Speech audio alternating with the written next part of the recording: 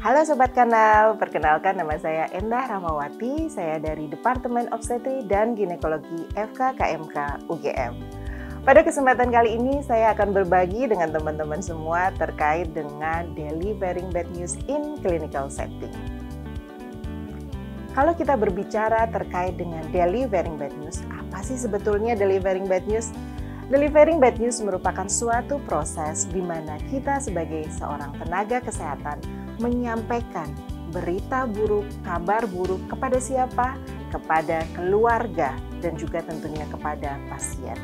Nah, proses ini membutuhkan suatu skill yang kemudian tidak turun serta-merta dari langit, tetapi membutuhkan suatu skill yang diasah terus-menerus dan dilatih. Poin dari delivering bad news sebetulnya adalah pada komunikasi. Dan di sini kita tidak dituntut untuk mengubah a bad news menjadi a good news. Yang kita bisa lakukan sebagai tenaga kesehatan adalah merubah suatu a bad news ini menjadi a solutions. Bagaimana proses bad news ini kemudian tidak terlalu membebani pasien dan memberikan dampak buruk terhadap apa yang kita sampaikan. Kita berharap bahwa dengan menyampaikan a bad news ini, pasien juga diberikan harapan untuk mencari solusi bersama, strategi bersama untuk masalah-masalah yang dihadapi oleh pasien terkait dengan penyakitnya. Jadi proses delivering bad news ini membutuhkan suatu proses latihan yang terus-menerus, komunikasi yang diasah terhadap pasien dan keluarganya. Banyak sekali masalah-masalah yang kemudian kita temukan pada clinical setting-nya. Banyak sekali contohnya, seperti misalkan ketika seorang pasien itu terdiagnosis dengan kanker. Hal ini membuat pasien mungkin sangat sedih, marah, tidak terima, berteriak, atau mungkin mereka hanya diam. Disinilah peran kita, bagaimana kita mampu menyampaikan berita buruk itu sehingga mengurangi dampak negatif dari berita buruk yang disampaikan kepada pasien. Kita mengenal ada metode spike. Metode spike ini adalah suatu metode di mana kita bisa menyampaikan berita buruk kepada pasien secara runtut, tertata, dan diharapkan mampu mengatasi efek negatif dari berita buruk itu sendiri. Apa itu spike? Baik, kita akan belajar bersama terkait dengan spike ini. S untuk setting up dan juga starting. Kemudian P untuk perceptions, I untuk invitations, K untuk knowledge, dan E untuk emotions. Kemudian yang terakhir ada S, strategi dan summary. Baik, kita mulai dengan poin S. S adalah setting up. Pada setting up ini ada beberapa hal yang perlu kemudian kita siapkan. Yang pertama apa? Persiapan diri kita, dan yang kedua adalah persiapan pasien. Apa saja yang perlu kita persiapkan pada persiapan diri kita, termasuk juga menyediakan ruang kepada pasien. Ruang yang nyaman, ruang yang kondusif, tidak bising, tidak terbuka, menjaga privasi pasien itu sangat dibutuhkan. Kemudian yang kedua adalah kita juga persiapkan pasien untuk bisa menerima berita ini.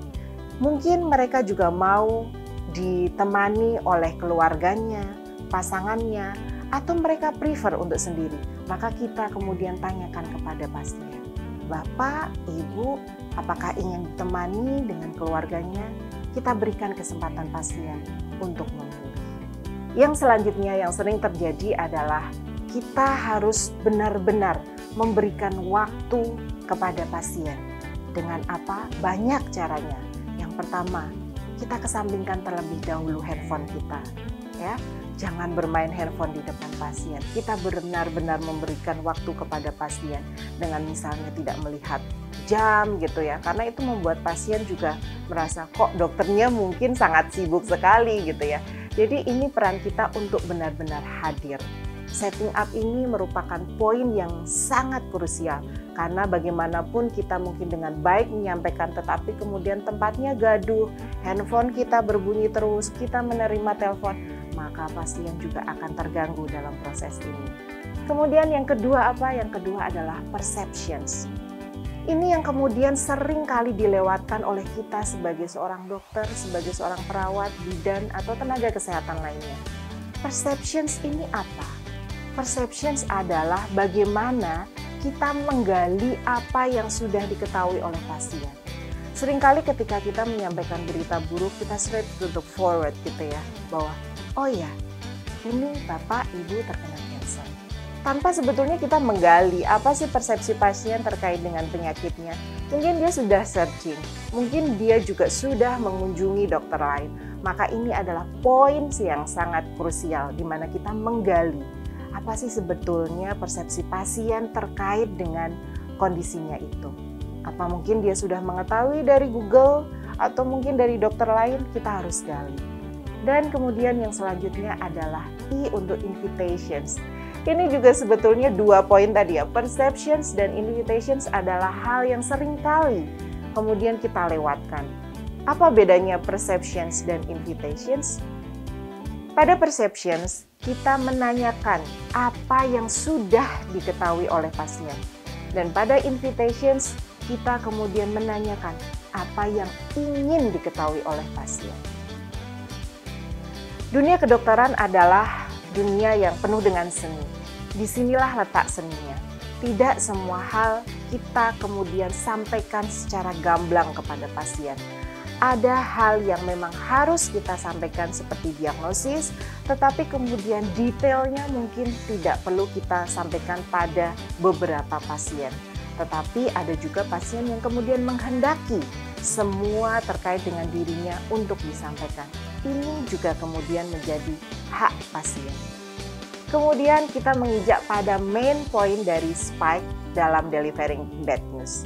Ini adalah proses K atau kita sebut dengan knowledge and informations. Nah, di sini adalah poin yang terpenting di mana kita menyampaikan konten yang utama yang ingin kita sampaikan kepada pasien. Ini juga kemudian hal yang sangat krusial karena di sini informasi inti itu disampaikan kepada pasien. Apa yang perlu disampaikan? Misalnya terkait diagnosis, terkait dengan prognosis, terkait dengan pilihan treatment, kemudian hal-hal yang mungkin membuat pasien itu menjadi down. Nah, di sini kemudian kita harus menjelaskan secara gamblang dan menjelaskan secara jelas dengan bahasa-bahasa yang kemudian sangat dipahami oleh pasien. Jangan menggunakan bahasa-bahasa yang kemudian hanya kita yang mengerti gitu ya, bahasa-bahasa medis seperti mungkin pada cancer gitu ya, kita berbicara tentang oh ya ibu ini sudah metastasis di sini. Pasiennya antara sedih dan berkerut gitu ya, tidak paham apa itu metastasis gitu. Mungkin kita bisa menggunakan dengan istilah persebaran, penyebaran gitu ya. Itu akan lebih mudah dipahami oleh pasien. Dan satu lagi jangan lupa bahwa kita mungkin bisa mengulang hal-hal yang sangat penting yang mungkin ini menjadi sesuatu yang perlu digarisbawahi dan perlu sangat dipahami oleh pasien. E untuk emotions dan juga empathy. Ketika kita menyampaikan tadi pada proses K ya atau K, knowledge tadi kepada pasien, pasien kemudian akan berespon dengan apa? Dengan emotions. Emosi pasien ini kemudian sangat bervariasi. Dari yang mulai diam, marah, sedih, menangis, atau bahkan meninggalkan Bapak Ibu dari tempat kerjanya. Itu sangat memungkinkan. Jadi respon yang diberikan oleh pasien terhadap informasi yang kita berikan kemudian perlu kita tanggapi dengan empati.